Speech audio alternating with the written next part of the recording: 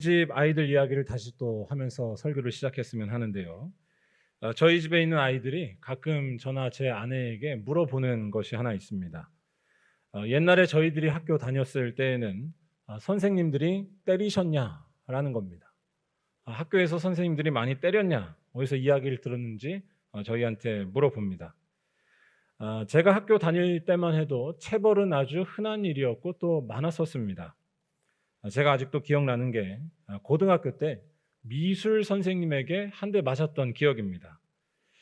미술 선생님께서 이론 수업을 하시면서 이런 질문을 던지셨습니다. 문화란 무엇입니까? 제가 그 질문을 듣고 그때 용감하게 손을 들었었습니다. 그때 어떤 책에서 문화에 대해 말하는 것을 읽었던 것이 기억이 나서 제가 조금 답을 해보려고 했었는데, 제가 몇 마디를 하자마자 갑자기 제 머리를 두꺼운 몽둥이로 한 대 때리시는 것이었습니다. 그때 아주 세게 맞았던 것이 아직도 기억이 나고 잊혀지지 않습니다. 왜 맞았는지 도무지 그 이유를 알 수가 없어서 참 억울했었고요. 또 너무 아파가지고 정말 두꺼운 몽둥이를 이렇게 한 대 탁 치셨는데, 그때 한 대 맞을 때 정말 짜증이 났었습니다. 제가 그 미술 선생님 성함을 아직도 잊어버리지 않고 있는데요. 이모 선생님이었습니다. 아무튼 예전에는 참 많이 때렸었고요. 때리는 것이 아주 흔한 일 중에 하나였습니다. 그런데 요새 만약에 그런 일이 일어난다면 여러분들 어떻게 될까요? 요새 그런 일이 일어난다면 아주 난리가 날 겁니다. 우리 교회 어린이집, 우리 안권사님 열심히 하고 계시는데 제가 어린이집의 대표로 되어 있거든요. 어린이집에서 만약에 체벌이 있다, 그럼 여러분들 저를 보실 수 없을지도 모릅니다. 옛날에도 그러한 일은 잘못된 일이었지만 지금도 그러한 일은 명백히 잘못된 일입니다. 제가 드리려는 말씀은 예전에 당연했던 일들이 지금은 전혀 당연하지 않게 되는 일이 일어난다라는 것입니다. 예전에 당연했었던 일들이 지금은 전혀 당연하지 않게 되기도 합니다. 어떤 분들은 요새 애들이 참 약하다라고 보시면서 애들은 좀 맞아야 된다라는 생각을 하실지도 모르겠습니다. 저도 집에서 애들 둘 길러보니까 그런 유혹이 들 때가 한두 번이 아닙니다. 사춘기 자녀는 정말 어렵더라고요. 개인의 생각은 자유이기 때문에 그러한 생각 자체에 뭐라고 할 수는 없습니다. 하지만 두 가지 사실은 분명히 말씀드릴 수 있습니다. 폭력에 길들여지면 건강한 삶을 살기란 어려워진다는 것. 군대를 다녀오신 남성분들은 이 사실을 잘 아실 텐데요. 건강한 삶을 살기란 어려워진다는 것이고요. 또 한 가지는 지금은 그러한 폭력을 아무도 당연하게 여기지 않는다는 것입니다. 지금은 그러한 폭력을 아무도 당연하게 여기지 않습니다. 당연하게 여겨지던 것, 너무나 확실하고 당연하게 여겨지던 것들이 어느 순간 당연하게 여겨지지 않는 것, 이러한 일들은 생각해 볼 때 참 신기한 일인 것 같습니다. 어떻게 해서 이런 일이 일어나게 되는 것일까요? 이것은 비단 폭력에 대한 것만은 아닙니다. 교회 안에서 악기 연주하는 것도요, 사실은 당연한 것이 아니었습니다. 13세기, 그러니까 지금으로부터 약 800년 전, 교회가 생겨난 지는 1200년이 지나서야 교회는 처음으로 악기를 받아들였습니다. 최초의 교회 악기는 오르간이었습니다. 그 전까지는 그냥 이른바 무반주 화음으로만, 영어로 말하면 찬트로만 찬양을 했었습니다. 당시에 많은 악기들은 사람의 감정을 교묘하게 자극하는 사탄의 도구처럼 여겨졌었습니다. 또 피아노가 교회 안에서 받아들여진 것도 얼마 되지 않았습니다. 19세기가 되어서야 피아노가 교회 안에 받아들여졌습니다. 그 전까지 피아노는 대단히 세속적인 악기로 취급을 받았습니다. 오늘날 현대교회에서는 드럼이나 기타 같은 악기가 이러한 것과 비슷한 논쟁의 중심에 있을 것입니다. 제가 어떤 책을 보니까 영락교회의 어떤 집사님이 자신이 청년일 때의 이야기를 써놓은 것을 볼 수 있었습니다. 이 집사님이 교회에 기타를 메고 오셨다가 한 나이 많으신 장로님께 붙잡혔다고 합니다. 여러분, 장로님이 뭐라고 하셨을까요? 순교자의 핏값으로 세운 거룩한 영락교회에 기타가 웬 말이냐? 내 눈에 흙이 들어가기 전에 교회에서 기타는 안 된다. 우리 교회에는 이런 장로님이 한 분도 안 계신 줄로 믿습니다. 별로 아멘이 없으시네요. 제가 드리려는 말씀은 교회 악기에 대한 것이나 어떤 역사에 대한 이야기가 아닙니다. 예전에는 당연하게 받아들여지고 당연하게 여겨지던 것들이 그렇지 않게 되는 일이 일어나더라라는 것입니다. 예전에는 아주 철석같이 믿고 있던 것들이 지금은 그렇지 않게 되는 일이 일어납니다. 무엇보다도 이러한 일들은 우리들의 교회가 가지고 있는 중요한 특성 중에 하나라는 것입니다. 교회가 바로 이러한 특성을 가지고 있습니다. 교회에는 세상이 당연하게 여기는 것을 전혀 당연하게 여기지 않을 수 있는 능력이 있다는 것입니다. 우리 예수 믿는 사람들은 한마디로 말할 때 사람들이 정해놓은 선을 넘을 수 있습니다. 예수쟁이들은 세상 사람들이 전혀 거들떠보지 않는 사람과도 손을 잡을 수 있고요. 사람들의 당연한 고정관념을 대수롭지 않게 여기며 일할 수 있는 사람들입니다. 제가 방금 전까지 교회가 굉장히 보수적인 것처럼 소개해드렸지만 사실 교회의 역사를 잘 보면요, 그와 정반대의 모습이 더 많았다고 할 수 있습니다. 초창기 우리 한국교회의 모습이 이를 잘 보여주는데요. 세상에서 천대받고 무시받던 사람들을 교회의 지도자로 세우는 파격적인 일을 했던 것이 우리 한국교회의 자랑스러운 처음 모습이었습니다. 사람으로 인정받지 못했던 직업, 백정을 직업으로 가졌던 사람이 장로가 되기도 했었습니다. 또한 남대문에서 천대받던 숫장수로 살아가던 사람이 목사가 되고 독립운동의 중요한 지도자가 되기도 했었습니다. 또한 한 집안의 종으로 살던 사람, 말을 끌던 마부였던 사람이 자기의 주인보다 먼저 장로로 뽑혔던 것이 또한 우리 한국교회의 역사였습니다. 여러분, 여성들에 대한 것은 또 어떻습니까? 무시받으며 살던 이 땅의 여성들에게, 이름 없는 여성들에게 가르치는 일을 처음 시작한 것은 바로 교회였습니다. 지각 변동을 일으킨 것은 바로 교회였습니다. 한 시대가 정해놓은 선을 넘는 일이 바로 교회에서 일어났던 것입니다. 더 놀랍고도 중요한 사실은 이러한 일들이 우리들이 생각하고 판단해서 이루어지는 것이 아니라는 것입니다. 우리들이 이러한 것을 하겠다고 마음먹어서 된 것이 아니라는 것입니다. 이러한 일들은 인간의 의지나 지혜와 상관없이 일어납니다. 바로 성령님께서 역사하시면 사람들의 기준과 상관없이 행동하게 되는 놀라운 역사가 일어난다는 것입니다. 성령 충만하면 세상 모든 기준에서 봤을 때 좌절한 사람처럼 보인다 할지라도 다시 일어나게 되는 줄로 믿습니다. 성령 충만하면 세상에서 버림받았다 할지라도 결코 실패하지 않으며 존귀한 인생으로 다시 세워지는 줄로 믿습니다. 성령 충만하면 어떤 것이든지 받아들일 수 있고요, 아무런 부끄러움을 당하지 않게 된다는 것입니다. 세상이 정해놓은 기준과 선이 들어오지 못하고 역사하지 못하는 곳이 바로 교회라는 것입니다.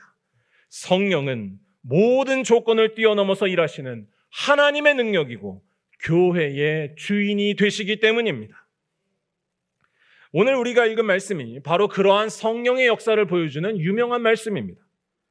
예루살렘에만 머물고 있었던 초대교회가 그동안 무시하고 경멸하고 있었던 이방인들을 교회 안에 받아들이기로 결정한 놀라운 일이었습니다.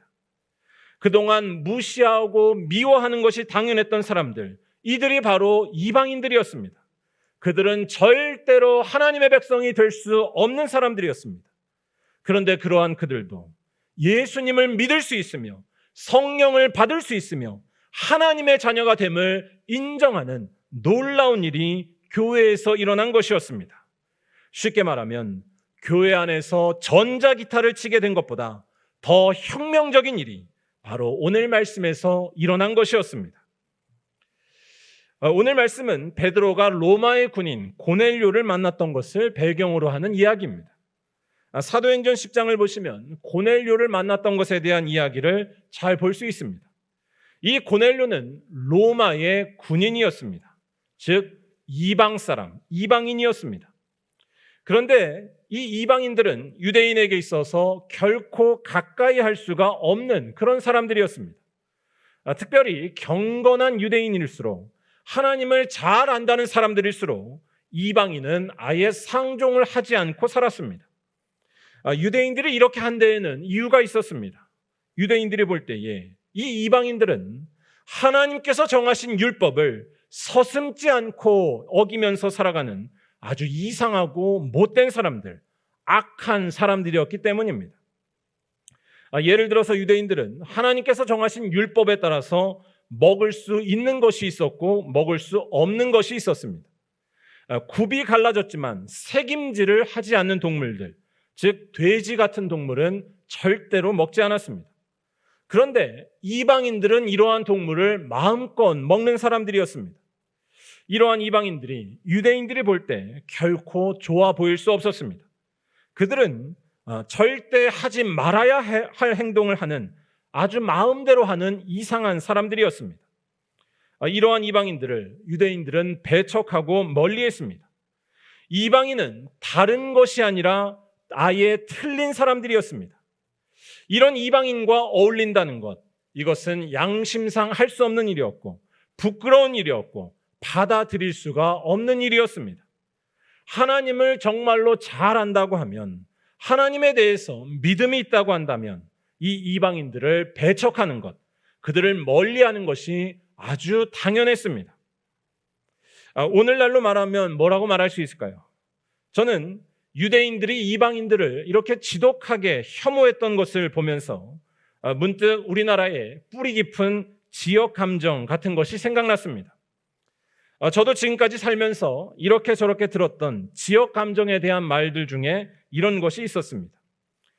특정 지역의 사람들은 내가 경험해 보니까 꼭 뒤통수를 치더라.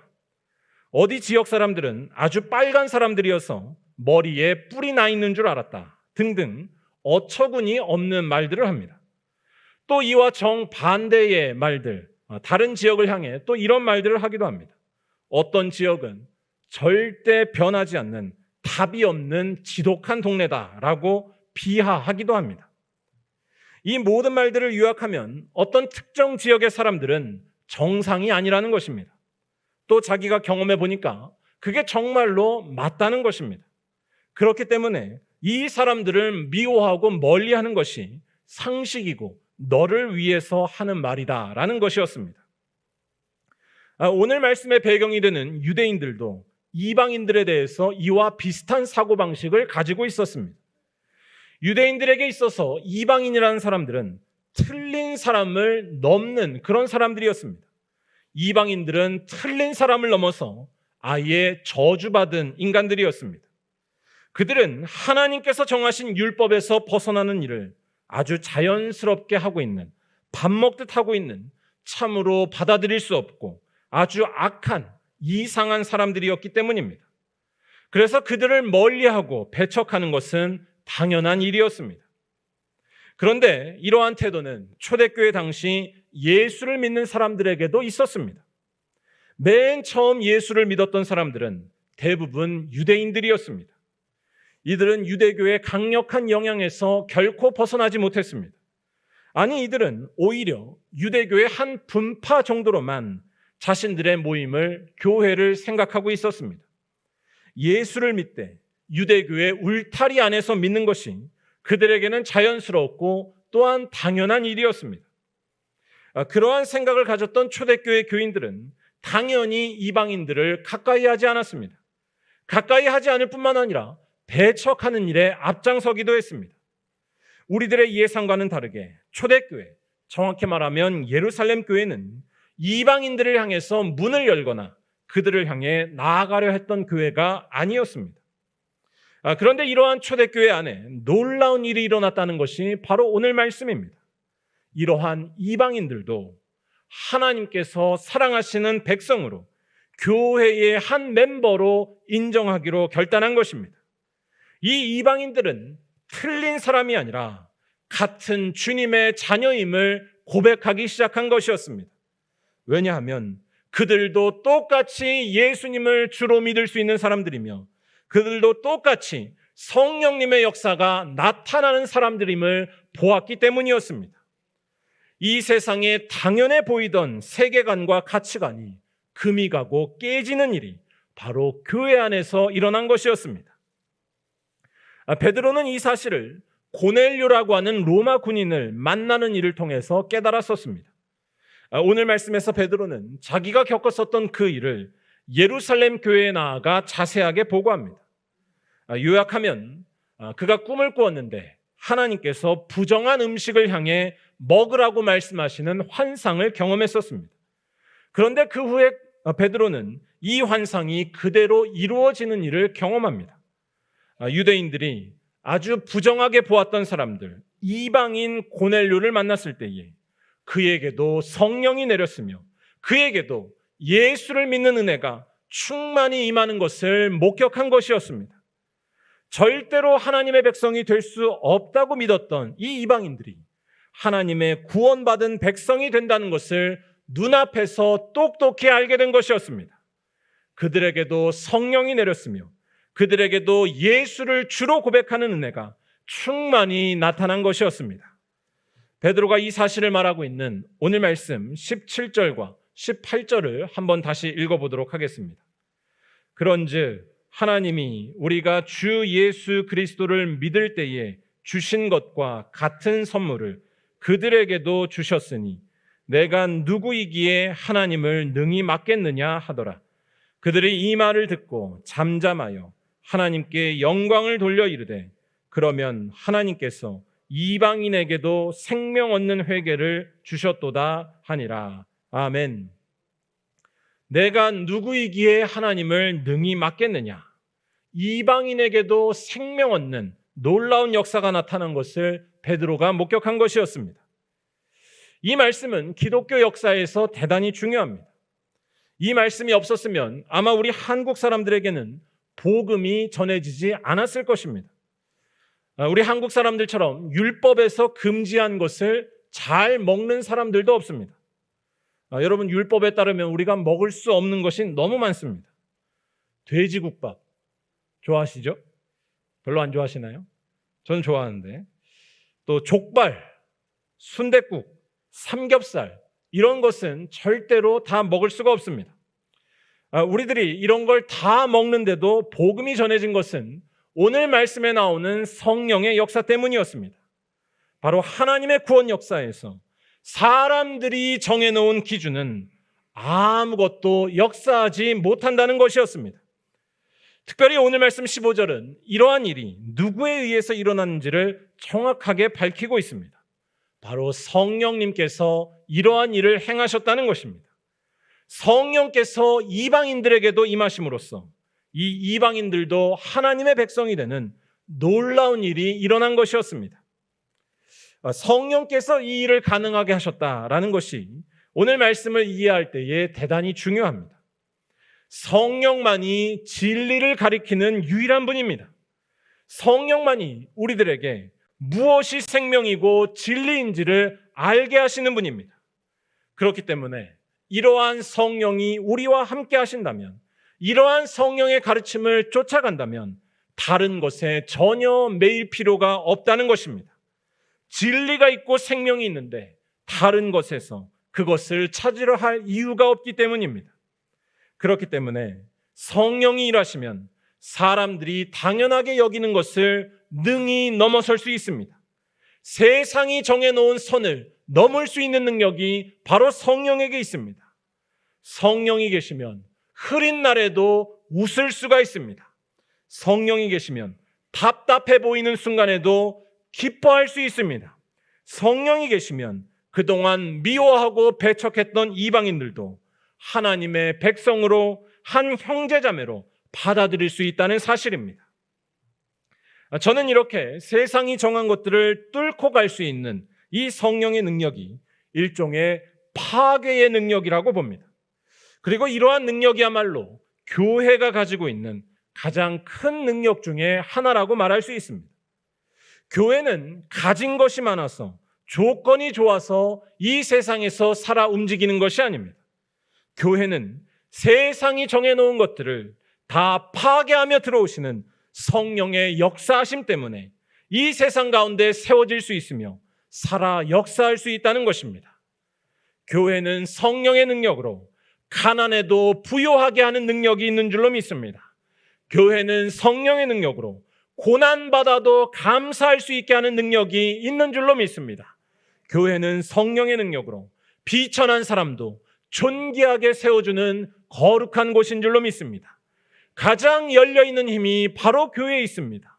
아무것도 두려워하지 않을 수 있는 힘이 바로 교회에 있다는 것이고 세상이 정해놓은 선이 결코 역사하지 못한다는 것입니다. 그런데 여러분, 오늘날 우리들이 다니고 있는 이 세상의 교회들, 한국 교회의 모습은 어떠합니까? 어쩌면 교회는 오히려 세상에 있는 기준과 관념을 받아들이고 점점 더 선을 만들고 있는 그런 곳은 아닐까요?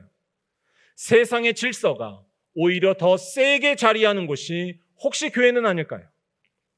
2주 전에 제가 어떤 국민일보에서 어떤 조사 결과를 보고 아주 깜짝 놀란 적이 있었습니다. 한 조사 결과를 발표했었는데요. 이 조사의 제목은 기독교에 대한 대국민 이미지 조사였습니다. 기독교에 대한 대국민 이미지 조사. 이 조사 결과는 아주 충격적이었습니다. 우리나라 국민 4명 중에 3명은 기독교에 대해 비호감이라고 밝혔습니다. 우리 개신교에 대해서 우리 국민 4명 중에 3명은 전혀 호감이 없다고 응답을 했습니다. 응답자의 25%만이 4명 중에 1명만이 개신교에 대해 호감이 있다라고 답했습니다. 특히 더 충격적인 것이 있었는데요. 오늘이 청년 주일인데 19세에서 29세 사이에 있는 젊은 세대들, 청년들이 보여준 응답이었습니다.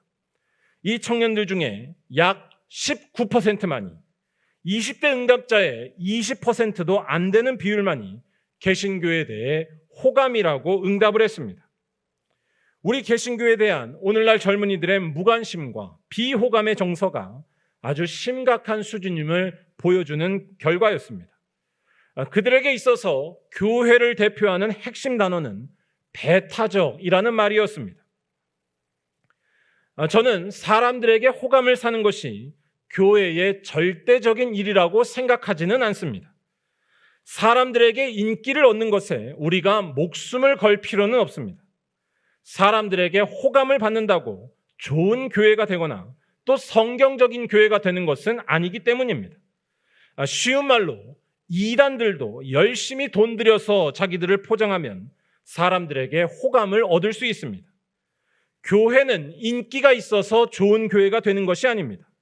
교회는 오직 성령이 함께 하시는 곳이 되어야만 언제나 살아 움직이는 교회가 된다는 사실입니다. 그러한 점에서 볼 때 방금 소개해드렸던 이 통계는 더욱더 무시할 수가 없습니다. 이 통계는 성령을 생각할 때에 우리들이 더욱더 주목해야만 합니다. 이 통계는 단순히 우리가 사람들에게 비호감이 됐다는 것만을 알려주는 것이 아니기 때문입니다. 깊이 생각해 볼 때에 이 통계는 우리가 성령의 능력을 상실해 가고 있음을 보여주는 뼈아픈 모습이기 때문입니다. 성령의 능력을 상실해 가고 있다는 것을 보여주고 있습니다. 모든 당연한 것들을 뛰어넘어서 일하시는 성령이, 이 성령은 모든 이들에게 열려 있는데 점점 교회는 그러한 모습을 잃어가고 있지 않냐는 것입니다. 성령님이 일하시면 능력이 나타납니다. 그 능력은 다른 것이 아닙니다. 바로 선을 넘는 능력입니다. 선을 파괴하는 능력입니다. 선을 지워버리는 능력입니다. 세상에서 당연하게 여기던 편견과 고정관념이 무너지고 전혀 새로운 세계로 들어가는 것이 바로 성령의 강권적인 능력입니다. 경멸하던 이방인들이 예수 안에서 한 형제자매로 보이기 시작했습니다. 그들에게도 성령이 역사하시고 예수님을 주로 고백하게 됨을 알게 되었습니다. 또한 성령께서는 우리들에게 반대의 일을 하기도 하십니다. 겉으로 볼 때 아주 경건해 보이고 의로워 보이던 것들이 사실은 나 자신에 대한 집착이며 자기 의로움이라는 사실이 성령을 통해서 보이는 것입니다. 이건 역시도 파괴하시는 성령의 그 모습 중에 하나라 할 수 있습니다. 나의 자아가 무너지고 완전히 해체가 되는 것입니다. 성령 체험하신 분들은 이 사실을 잘 아실 것입니다. 또한 성령은 우리가 세상에서 철석같이 믿고 있는 것들, 인생의 참된 행복과 만족은 이 세상이 정해놓은 기준과 조건을 다 이룰 때에 가능하다는 것을 무너뜨리는 능력이 되기도 합니다. 무엇을 먹었는지가 인생의 수준을 결정하지 않습니다. 무슨 차를 타는지가 삶의 만족을 보장하지도 않습니다. 오직 예수만이 우리들에게 참된 행복과 만족을 주시는 줄로 믿습니다. 예수만이 우리 인생에 생명을 주시는 분입니다. 그리고 이러한 사실을 똑똑히 알게 하는 것이 바로 성령이라는 것입니다. 이 세상이 정해놓은 행복의 기준을 다 파괴하고 이 세상이 말하는 모든 선들을 다 지워버리고 오직 예수 안에 있는 비밀을 분명하고 환하게 알게 하는 것입니다. 이것이 성령의 가장 큰 역사이고 성령이 하시는 가장 핵심적인 일이라는 것입니다. 그래서 고린도전서 12장 3절은 성령으로 아니하고는 누구든지 예수를 주시라 할 수 없느니라 라고 말하기도 했습니다. 그리고 오늘 우리가 읽은 말씀에서도 바로 그러한 일이 일어났다는 것입니다. 부정한 백성들인 줄로만 알았던 이방인들이 바로 하나님의 사람들이라는 것을 알게 된 것입니다. 왜냐하면 그들에게도 예수님이 만나주시고 그들에게도 성령이 역사하셔서 그들이 하나님의 백성이 될 수 있었기 때문입니다. 세상이 정해놓은 기준이 중요한 것이 아니라 예수만이 가장 중요하게 되는 역사, 성령의 이 놀라운 파괴 역사가 초대교회에 일어난 것이었습니다. 그리고 베드로는 이러한 성령의 역사를 예루살렘 교회에 보고함으로써 교회가 교회답게 하는, 참으로 살아있는 교회가 되게 하는 놀라운 일에 헌신한 것이었습니다. 교회는 본질적으로 선을 넘는 공동체이고 그러한 일을 가능케 하시는 분은 바로 성령님이라는 말씀입니다. 사랑하는 우리 말리언교회 성도 여러분, 저는 우리 말리언교회도 이러한 성령의 역사가 더욱더 뜨겁게 일어나기를 매일매일 간절히 기도하고 있습니다. 성령의 강력한 역사로 우리들 안에 있는 모든 선과 경계가 지워지고 세상의 모든 기준을 뛰어넘어서 일하는 거룩한 교회가 되기를 간절히 축원합니다. 우리들 안에 마귀가 심어놓은 경상도와 전라도의 구분이 없어지는 교회, 가진 것이 적을지라도 수많은 사람들을 먹여 살릴 수 있으며 위로와 소망을 줄 수 있는 교회, 가난한 자와 부자의 구별이 없어지고 모두가 하나가 되는 하나님의 거룩한 교회가 되는 것입니다.